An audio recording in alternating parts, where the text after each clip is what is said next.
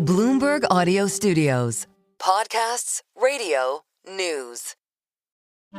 There's unexpected amounts of pressure on free expression. And my kind of old school view is that the defense of free speech begins when somebody says something you don't like.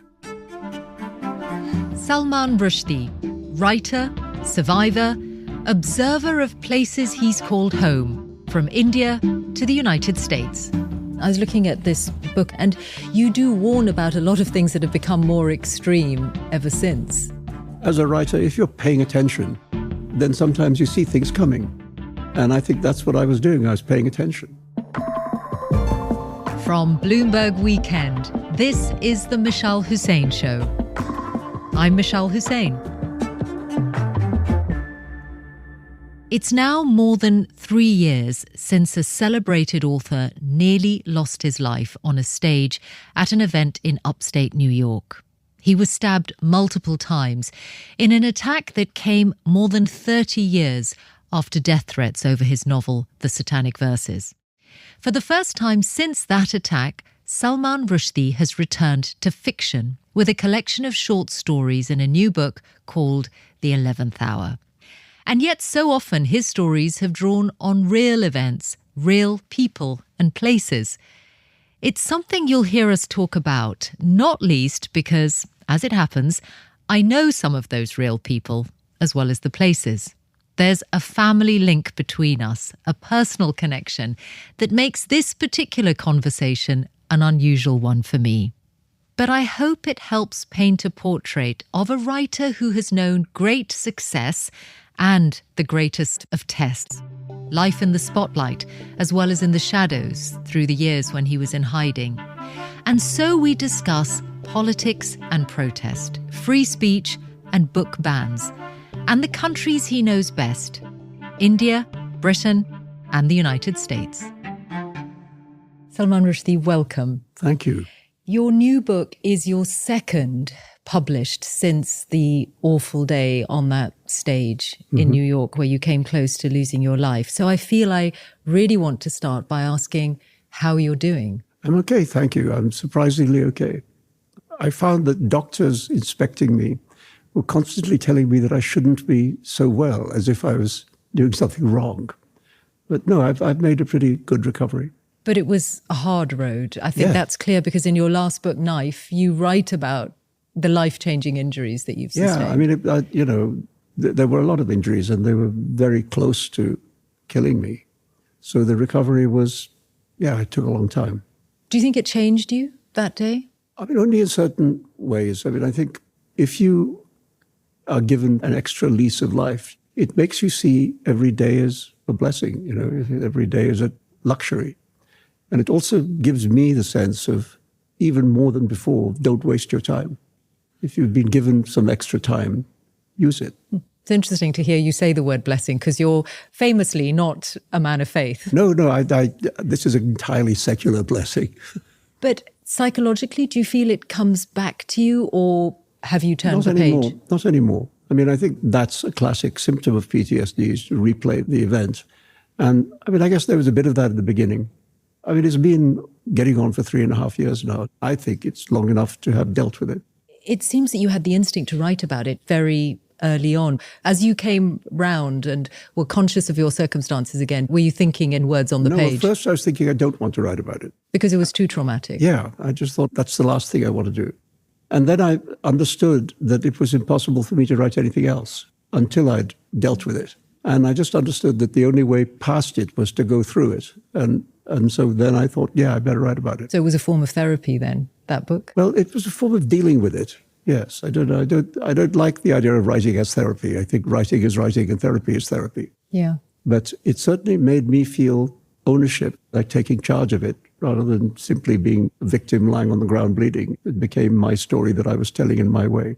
You have talked, though, about writing as a form of optimism. It's an act of hope. Yes, I think all writing is that. You sit alone in a room for anything, sometimes for years, and you hope that what you produce is going to be valuable to people, or enjoyable to people. But at least people will respond well to it. But you have no idea, And so that requires optimism. I think all writing in that sense is born out of a sort of optimism. And you have been writing for more than 50 years. Yeah, it's up there. Was it a lonely road at first when you're trying to get your first novel published? Yes. And then that first novel didn't do as well as you hoped? To say the least. I mean, you made up for it later, so I think we can talk about it. There was, a lot of my contemporaries, like Ian McEwan and Martin Amis and Julian Barnes, they were all taking off like rockets, in their early 20s, producing work which immediately established their voice. And I was stumbling around. And it took me a while to find my direction. And in a way, I found it by going back to childhood. And when I started writing what became Midnight's Children, I was really thinking I just want to write a novel about childhood. But your childhood was in India, and it ended up being a story of India, therefore. Yeah, and then at some point, the history came pouring in, and it became a much larger scale of book. And it took me like over 5 years to write, because in a way I was learning how to write it while I was writing it. And the idea that you've lived in these multiple places, you've lived across 3 continents, you've called Britain, India, and now the United States your home. I think all of these themes are present in your work throughout, whether it's fiction or nonfiction. Sometimes I envy those writers who are deeply rooted in one place and can spend a lifetime drawing on that one place. I mean, William Faulkner, for example, Oxford, Mississippi is a tiny place. And yet it was enough for him to have a lifetime of masterpieces. And that's not been my experience, because I've moved around. But then, you lose something, you gain something. And I think it's helped me to have a wider vision of the world. And I think it's there, certainly, in your latest book, The 11th Hour, which is a collection of short stories, not all of them the same length, some a bit longer. Again, that sense of people and places that have influenced you. One of the ones that interested me is Late, which it's pretty clear is set in the place where you went to university back in the 1960s. Yes, the university is not named and the college is not named, but it's pretty obvious where it is. King's College, Cambridge. Yes. And why go back to that period? I'd always wanted to, but I'd never really found the story, because it was a good time for me. I mean, it was a happy time for me, university. And I'd never written about it. And then 2 things happened, sort of squashed together. One was my memory of having briefly encountered the great E.M. Forster, who was in residence at the college. He was an honorary fellow of King's. And he was very nice to me, especially when he found out that I had an Indian background, because India was so important to him. You meet him in the 1960s, which is 40 years after he's published A Passage to India. And he's an academic at Cambridge. This endless silence. He never wrote another novel after Passage to India. What did he say to you about writing? Well, he was encouraging. I mean, I very shyly admitted that I was kind of hoping that I would write something. And he was very sweet and generous about it, and said that, he thought that was good. He thought that the good book about India would probably be written by somebody from India, but with knowledge of Western literature. So for a 19-year-old kid, it was enormously gratifying to have that kind of benediction. You fitted the bill. I fitted his bill, yes, whatever that is. So that was one thing. And the other thing was I never met Alan Turing, but of course he was another enormously important graduate of King's. And both of them had suffered quite seriously because of their homosexuality. They were both very badly treated and damaged by the fact that it was illegal in England and so on. And so I thought, if I just kind of squash them both into the same character, which will become my character, there'll be a third character who isn't really either of them, then it's a way of talking about all of that. Yeah, and there's a sort of avenging of the injustices that they went through, which is part of your story. Yes. First of all, I wasn't expecting it to be a ghost story. And secondly, I wasn't expecting it to be a revenge ghost story. And it just grew that way. Is that the way that you write then? You sit down and you're not sure how the story's going to end? Well, you have some sense of it, but not a detailed sense. What I thought it was going to be was a story about an improbable friendship between this elderly gentleman and this young Indian woman student who had the love of India in common. And I thought it's going to be about this improbable friendship between the two of them. And then when I started writing it, I just found myself typing this sentence in which I killed him in the first sentence. When he woke up that morning, he was dead. And I thought, where did that come from? And then I had to think about it. And then I thought, okay, so it's still going to be about an improbable friendship, but one of the people is dead. But again, does that mean that you don't do a plan of the story? Or if it's a novel, you don't chart out chapters in advance? I used to be architectural about it. I needed to have quite a detailed structure. But as it's gone on, that's kind of changed. I mean, of course, you have some structure. You have to know what you're writing about and why you're writing it. And it goes from here to here, and there are these various points along the way that it needs to touch on. But I more and more see it as a process of discovery. You write the story to find out what story you're writing. And then is there a moment when you know that your instinct has been right because you don't have the plan? It's also sometimes wrong. Sometimes you go down blind alleys and you have to have the mental toughness to say, no, that's not right. We have to cancel that, go another way.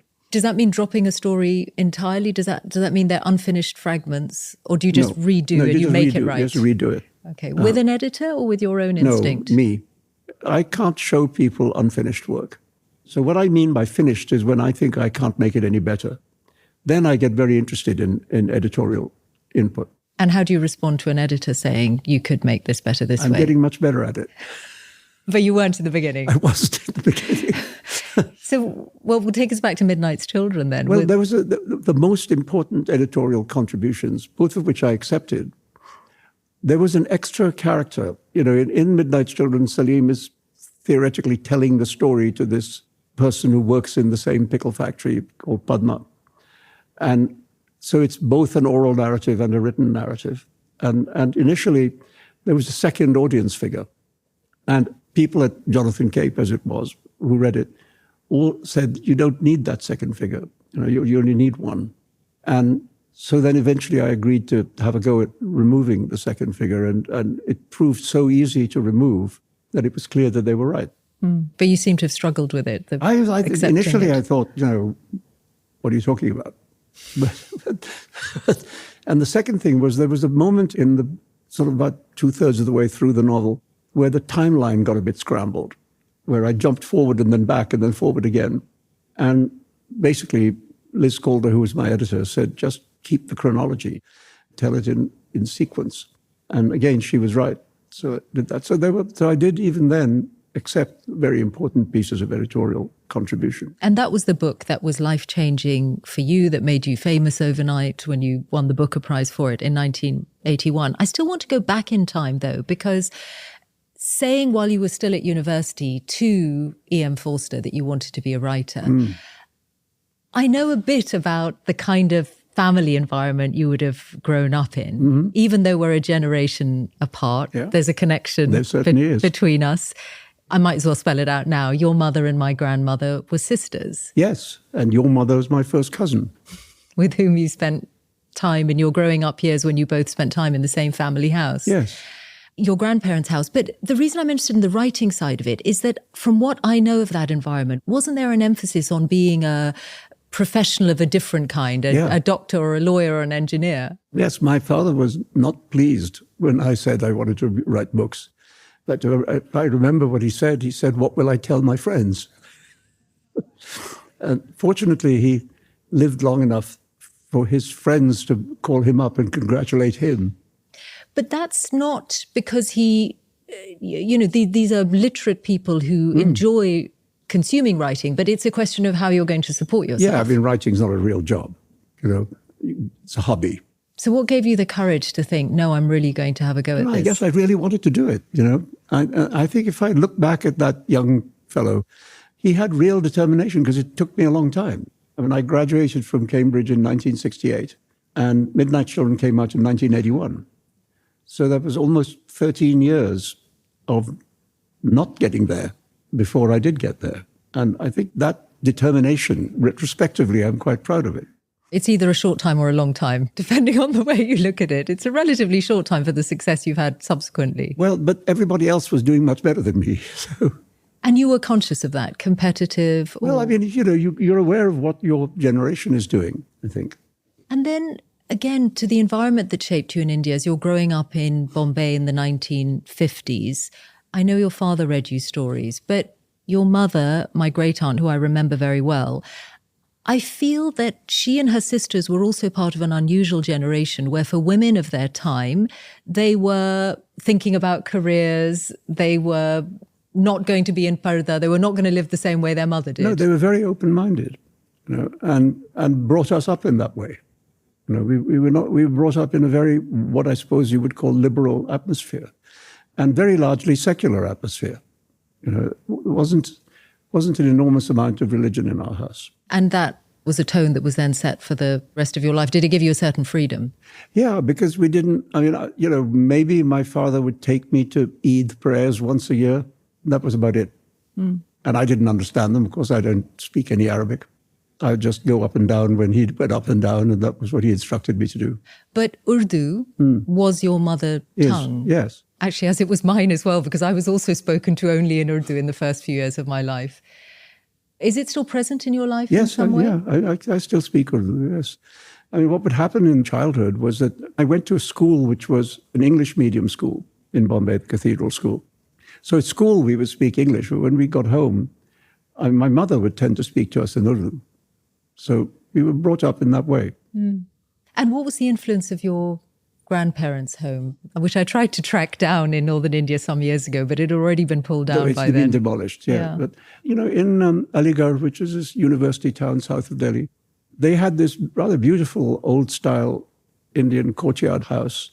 And like a couple of times a year, there would be like family gatherings where my mother, her two sisters, her two brothers, and their children would all gather at the grandparents' house.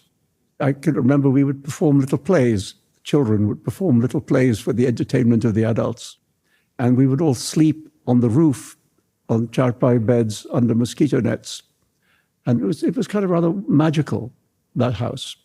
And it was where because, some of the family was in Pakistan and some was in India. So that house became the place where we came together.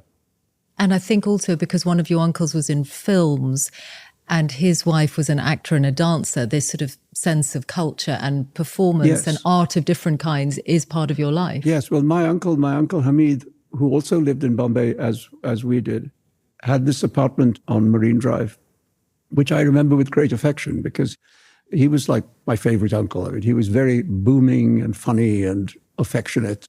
And his wife was rather wonderful too. And so I remember my visits to this apartment with great pleasure. It's so interesting hearing you talk about this because I've only ever, I know that this environment is part of what shaped my mother as well, but I've always heard about it secondhand.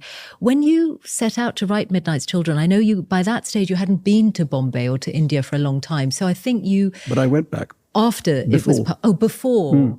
But you spent a lot of time trying to remember as well the fragments of... Yes, I think memory is a great resource. When you seriously try and remember, it's amazing how much comes back.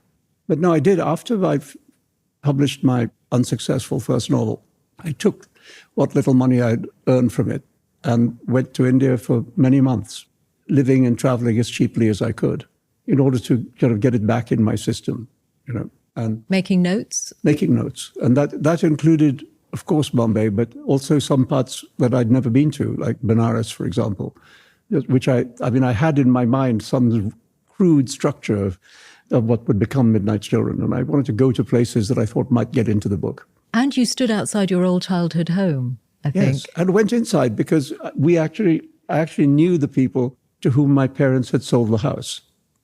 So they welcomed us in. And the interior had been completely transformed. It looked like a Bollywood movie set. But the house was still the house. Were you setting out to tell a big story of India? No, as I say, it got larger. I started out I thought I'd just got to write a novel about childhood. And then, because, I'm 8 weeks older than the independent nations of India and Pakistan. And at some point it occurred to me, supposing it wasn't an 8-week difference, supposing it was the same time, where did that take you? And of course, where it took you into was to have the subject of the history of the independent nations being a part of the story.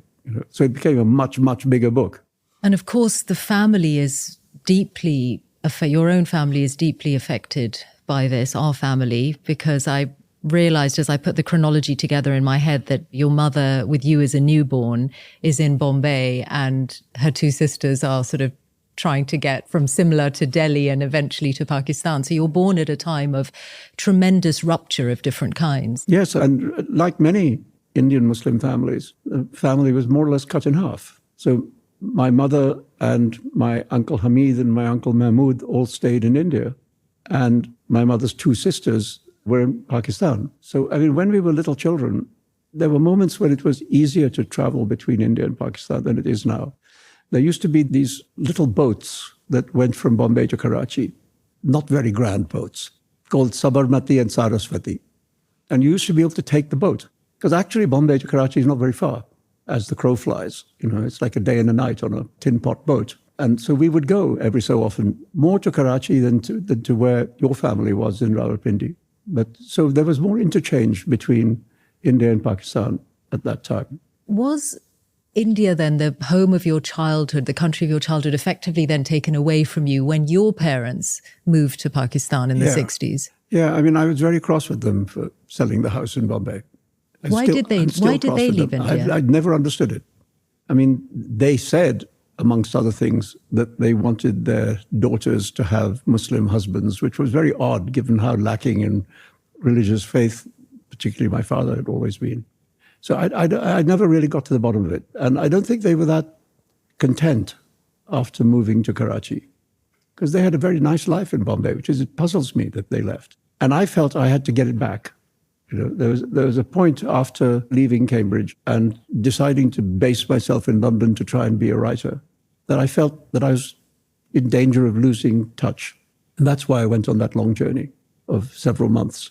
And that led to Midnight Children. And that I felt, I always told myself that Bombay is a city, a lot of it is built on land reclaimed from the sea. The British had a big land reclamation project where they joined up the 7 islands into one peninsula. And I thought, I'm also engaged in an act of land reclamation. And that's what that book was. Did it give you what you were looking for? It did, really, yeah. Yeah, because it's the reception of Midnight Children in India was wonderful. And it gave me a feeling of belonging again. You did make political points through it. It was at the end of the period of the emergency that Indira Gandhi had brought about. And were you were intending it as a critique of India at that time? As I say, if you're writing a book in which the character and the country are kind of twins, you have to write about both the twins. And the emergency was a real shock to many of us. The fact that, the so-called world's largest democracy would flirt with dictatorship. I mean, more than flirt, actually. For a couple of years, it was quite serious. So it had to get into the book. And I mean, actually, I was very worried because I didn't want the book to end on that note. But I also thought I can't end the emergency in my book if it hasn't ended in real life. And then Indira Gandhi called an election and lost. And I felt really grateful to her because she gave me the end of the book. Do you think that, as you look at India today, is Indira Gandhi a more benign figure than you thought she was at the time? Well, not during the years of the emergency. I think that was a very dark time, which is not unlike what's happening now in its way. But, I mean, she was a more impressive figure. And, of course, she regained power after some years. So, no, I mean, she's an extraordinary woman. And I remember, as I say, when Midnight Children came out, it was very well received. If there was any criticism of it, some people felt that the ending was too pessimistic. And now, looking back at it, I think the ending was absurdly optimistic. Compared to what's happened since. Compared to what's actually happened since then. So how do you feel about India today under Prime Minister Modi? I feel very worried about it, because, I mean, I have a lot of friends in India who are journalists and from whom I get interesting information about what's going on. And I think everybody is extremely concerned with the attack on freedoms of journalists, of writers, of intellectuals, of professors, etc. Even beyond that, there seems to be a desire to rewrite the history of the country, essentially to say Hindus good, Muslims bad. The thing that V.S. Naipaul once called a wounded civilization, the idea that India is a Hindu civilization wounded by the arrival of Muslims. Invaders. That project has a lot of energy behind it. There's a lot of press. I was looking at this book, Imaginary Homelands, which is your criticism and essays written through the 1980s and first published in 1991. And you do warn about a lot of things that have become more extreme ever since. Yeah, I think, as a writer, if you're paying attention, then sometimes you see things coming. And I think that's what I was doing. I was paying attention. What about the people in your life? Because I know that obviously Midnight Children is a work of fiction, but you draw on the structure of your of your true family. Yes, my father was very annoyed He was not the only one. I think others closer to me were pretty upset or felt you'd been unfair. And my mother was very, very calm about it. She said, oh, yes, I can see this, what's happening here, but this is not me and this is not my husband and it's all made up. So actually, my mother had a very good literary response to it, and other people in the family not so much. Did you mind that, or were you, because you're also basking in the massive adulation that you had in that period? Yes, of course I minded it. There's a famous sentence by the Nobel laureate Czeslaw Milosz, who said, when a writer enters the family is screwed. And that was you. And that was me.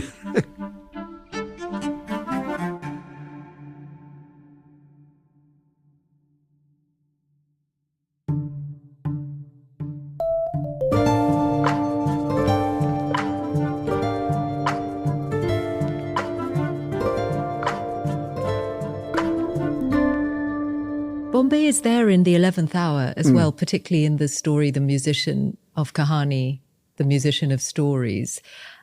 And there's a part in it where you do the writer's version of Breaking the Fourth Wall, where you talk about your own childhood home. And there's an allusion as well to the main character in Midnight's Children. Yes, who makes a little guest appearance. So tell me what's going on. What leads to that? Is it a flight of fancy at the time you're writing? No, what I thought, one of the things about that story is that it felt to me like a kind of farewell from me to a neighborhood which has been very important in my writing. You know, it's not only Midnight's Children, actually.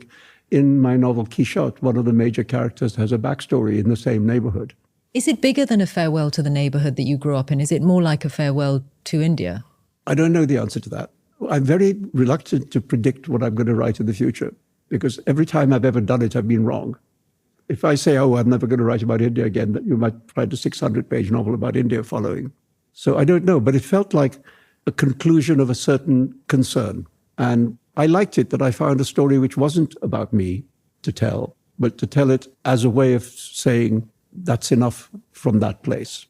I meant more in real life. Can you visit? Do you want to visit? Oh, yeah. I mean, I hope to go. There was the pandemic and then there was the attack, and that's slowed things down. But yeah, I'm hoping to go. And do you feel you can visit safely? We'll find out. Of course, the first time everything about your daily life changed significantly with your writing was after the Satanic Verses in 1989. And when you wrote your memoir of that time, you wrote it in the third person as if what's happening is happening to someone else. Yes. Was that a conscious effort to distance yourself from the events? Well, what I felt was that by the time I got round to writing it, it was quite a few years after the events that are described in the book. And what I felt was that the person writing the book and the person about whom the book was written were in slightly different places in their lives. The person about whom the book was being written was, under great stress and was in all kinds of personal and political difficulty. And the person writing the book was in a better place. So I just thought that although they're both me, they're not quite the same me. So that was one of the reasons for the third person. And the other was I wanted the book to read like a novel. Which was your forte. Yeah, and I think if you're writing a memoir or an autobiography, the character called I has a kind of significance that the other characters don't. And I thought if I take away the I, and if I refer to the me character in the same language as all the other characters, that it brings that character down to the same level as the other characters, and then it reads like a novel.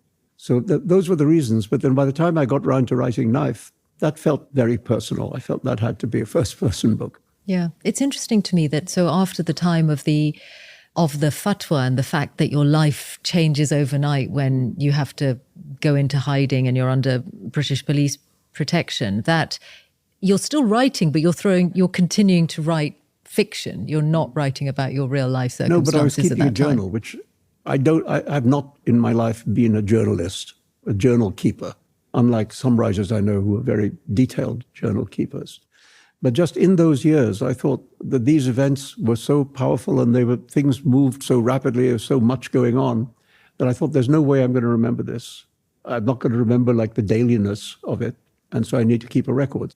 So I did have, hundreds and hundreds of pages of journal that I kept for that almost a decade. Tell me if I'm wrong, but I feel like the decade before the fatwa, your non-fiction is a lot about India and Pakistan and about race relations and so much of what you're seeing around you, which you're doing alongside your fiction. And then, of course, after the fatwa, you've become much more associated with the cause of free speech because of the price that you've paid for yours. Yeah, I think that's right. When you look around with free speech, how do you feel about it today? Yeah. Is it even more challenged, or is the right to it even more challenged than it was in 1989 when the fatwa was put on you? I think there's unexpected amounts of pressure on free expression and on people to restrain themselves from certain kinds of speech. And the pressure comes, historically, the pressure on free speech comes from conservative forces in society who disapprove of less conservative voices. But now it comes from the other end as well. There are people who are willing to, as they say, deplatform voices that they don't like. Whereas my kind of old school view is that the defense of free speech begins when somebody says something you don't like. Because it's actually perfectly easy to defend people who you agree with or to whom you're indifferent. Exactly that is in such short supply now. Yes. Most people who are defenders of free speech just really want their own speech defended. Exactly. And that's the opposite of free speech. Over the years, I've been involved in quite a lot of free speech issues. And very often you find yourself defending things you don't like at all. But do you have to be careful then not to be co-opted too much when you realize that some of the people who want you to rally behind them are actually only interested in one kind of free speech? Yes, the battle it's not easy, it's a complicated battle and you have to be on your guard. But the general principle, I think, has to be, if there's a pressure to censor something, the censor has to make the case. The default setting has to be the freedom. And, different countries set the limit in different places. So, for example, here, in the UK, because of the Race Relations Act, there are certain kinds of speech which are forbidden, racist speech. Whereas in America, because of the First Amendment, much of the speech that would be forbidden under the Race Relations Act is permitted. There are European countries which outlaw Holocaust denial. And there are other countries which think that's a mistake. But the US, which is your home now, do you see a different climate on free speech even there? Yeah, the writers' organization PEN America a few weeks ago issued a report in which it said that at this moment in the United States, there are 23,000 active book bans. And in many cases in schools, one parent objecting to the presence of a book on the syllabus or in the library can result in having that book removed. 23,000. And these are not just any old books. These are Toni Morrison's Beloved, or Huckleberry Finn, or To Kill a Mockingbird, some of the best books ever written. And there is a fight back against it because there is the defense of the First Amendment. And so there's a lot of court cases. And in many cases, those court cases are succeeding, but there's just a lot to fight about. What's interesting is that recently there have been a series of elections to school boards across America. And in every single case, the book banners have been swept off the board and more liberal people have come on it. So there is a backlash against the book bans, and hopefully that will prevail. But the fact that they have come in at all, could you ever have imagined that in the US? Because you've made the country your home for 25 years, I think? 26 now, yeah. But no, I would never have imagined it, because one of the reasons why people like me wanted to live in America is because the fact that free speech is enshrined in the Constitution. The First Amendment is very powerful. And in a country of that kind, that this should happen. And especially what you begin to notice is that many of the books that are being banned have something in common, which is that they deal with America seen from the perspective of people who are not white. If you think about Beloved or To Kill a Mockingbird, books like that, that's what they have in common, that they tell the story of America from a different viewpoint. And there is, in my view, clearly an attempt, again, to erase that viewpoint. And so it's more important than just the fact that this or that title that you happen to be fond of is banned. It's a question of what would happen to a generation of children if they grow up ignorant of the history of the country. That's dangerous. Dangerous Dangerous to whom? Because it is a very plural society, a very diverse society. And if all you hear is one version, which is the version of the dominant race, then that's potentially very destabilizing. It is New York, which you've made your home, and New York now has a new mayor-elect, who I think you must know because you've worked with his mother, Mira Nair. Well, I haven't worked with Mira, but I've known her a long time. Yes, so yes. But the film of Midnight's Children was hers? No, it was Deepa Mehta. I thought Mira has she not collaborated with you? No, Deepa and Mira have this joke that they're always being congratulated on each other's films. Okay, don't tell them I said this. But you know Mira now. I know Mira, yes. I don't know his father so well, but I've met Mahmoud as well. And I mean, look, he ran a terrific campaign. He energized young people especially.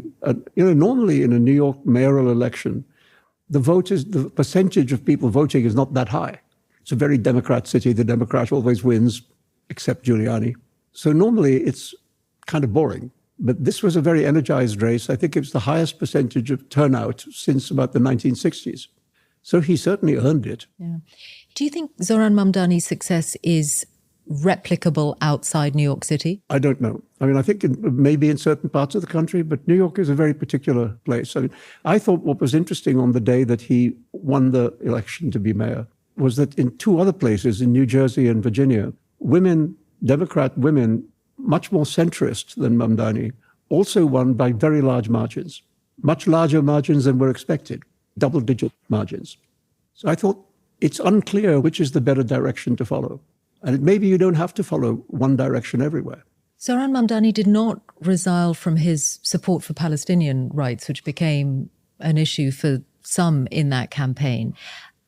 Tell me how you feel about that particular cause today, because in Imaginary Homelands, there's a long conversation that you had with Edward Said, who you obviously knew in his lifetime. Edward was a good friend. Well, look, I mean, I'm still have the view that a two-state solution is the solution, but the question is whether anybody there believes in that anymore. I think neither Netanyahu nor Hamas were that interested in a two-state solution. But Hamas is not all the Palestinian people. No, it's not. And the question is, how do we get out of this dreadful situation and move towards something that has some kind of justice? And I don't know the answer to that, because the Palestinian Authority isn't supported by a lot of Palestinians. Hamas, I think, has perhaps lost support amongst a lot of Palestinians. So, I mean, who do you negotiate with? And who does the negotiating?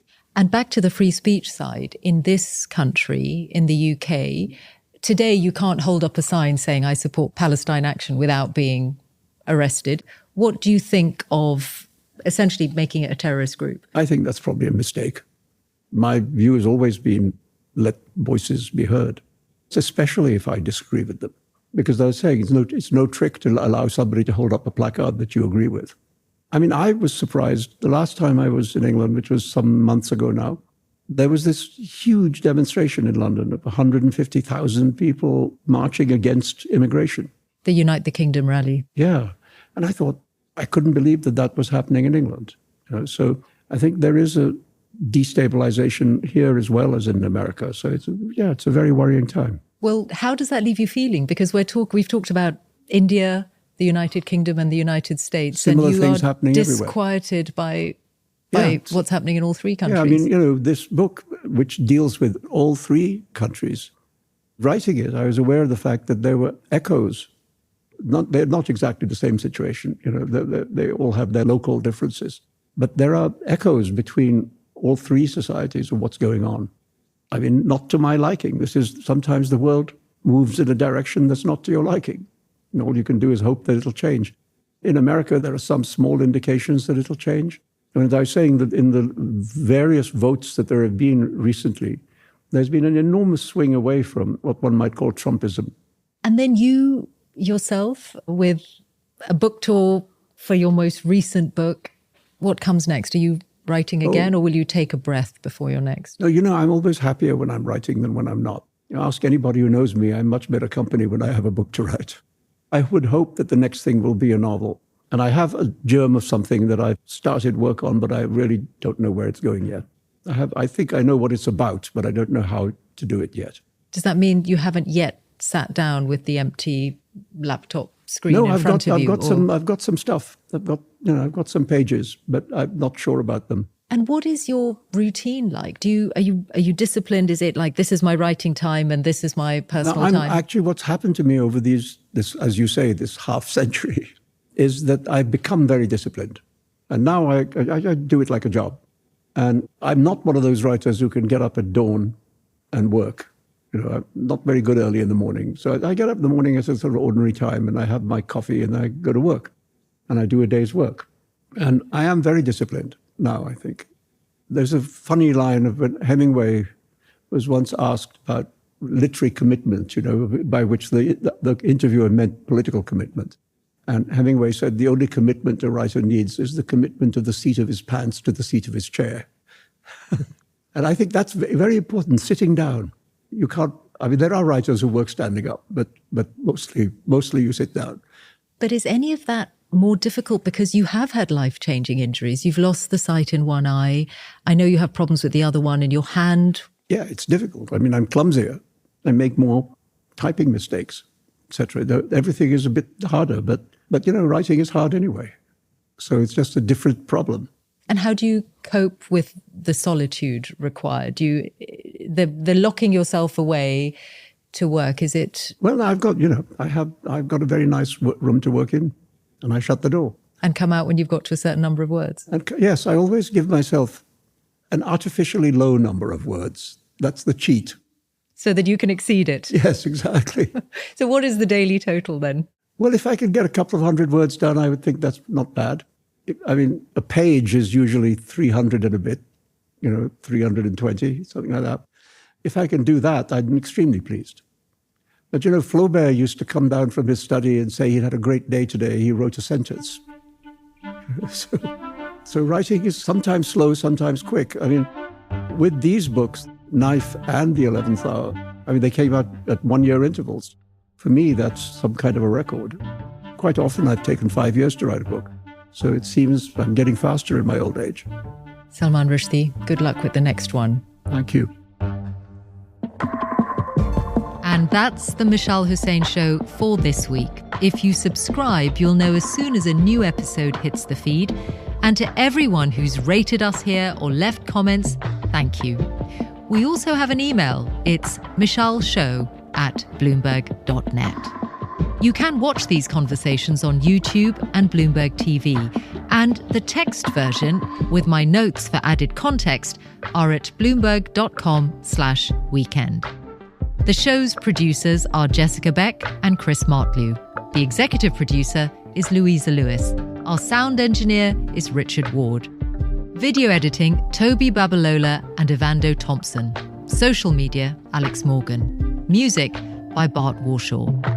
At Bloomberg Weekend, Brendan Francis Newnham is editorial director of audio and special projects, and our executive editor is Catherine Bell. We'd also like to thank Summer Sadi and the Bloomberg podcast team. And thank you for listening. Until next weekend, goodbye.